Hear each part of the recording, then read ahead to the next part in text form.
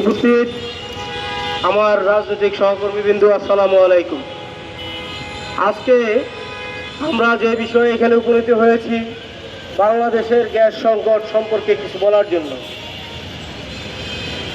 উৎপাদনমুখী যে সমস্ত শিল্প কারখানাগুলো আছে, সব জ্বালানি কিন্তু গ্যাস, এই গ্যাসের উপর নির্ভরশীল।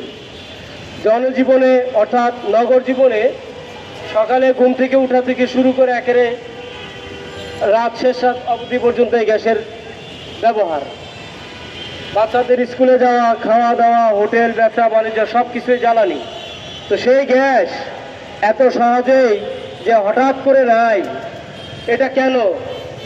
এটা অবশ্যই এখানে একটা সিন্ডিকেট কাজ করতেছে। সেই সিন্ডিকেটটা কি? আমরা আগে সরকার, যে সরকার পলাতক সরকার, তারা আগে কিন্তু এটার 12টা বাজায় দিয়ে গেছে। এখন সেই বর্তমান সরকার এই একই পথে হাঁটতেছে। আপনারা দেখেন, হাসিনা গেছে যে পথে, তারা কিন্তু সেই পথেই যাবে। যদিও অস্তিত্ব সংকট না করতে চায়, অবিলম্বেই আমাদের এই জ্বালানি সংকট নিরসন করতে হবে। সরকার কি? কারণ সরকারের দুর্নীতি লোক, দুর্নীতিবাজে বসে আছে এবং সে নিজেও দুর্নীতিবাজ। তাহলে এটা এতদিন লাগে কেন? আজকে এই যে গ্যাস নাই, সকালবেলা শুরু হয়, বা সবার পকেটে কি নগদ টাকা থাকে, কিনে খাবে? এটা কিভাবে? ওই যে একটা জিনিস লাগাই দিছে, বিদ্যুৎ এরকম কতদিন ডিস্টার্ব করছে, বিদ্যুতের দাম বাড়াইছে। তেলের কতদিন ডিস্টার্ব করছে, তেলের দাম বাড়াইছে। ঠিক একইভাবে এই সরকার গ্যাসের দাম বৃদ্ধির জন্য একটা পায়তারা করতেছে। এখন পায়তারা যে করতেছে, মানুষ তো বুঝে। তো সরকারকে হুঁশিয়ার করে বলছি, আপনারা এইভাবে জনসম্মুখে জনগণকে খেপিয়ে নিজেরাও ভালো থাকতে পারবেন না। অতএব অস্তিত্ব যদি টিকাতে হয়, অবশ্যই গ্যাস সংকট নিরসন করবেন। তা না হলে ওই লাল কার্ড জনগণ দেখাই দিব। এর আগে যেমন ভাবছে, আপনাদেরকেও ভাবতে হবে। তো কাজেই সাবধান, সাবধান এবং সাবধান।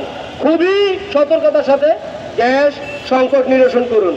এই যে চোরা লাইনে গ্যাস দিয়ে দেয়, বাংলাদেশ থেকে গ্যাস আসে না ইন্ডিয়া গ্যাস যায়, মানুষ কি জানে?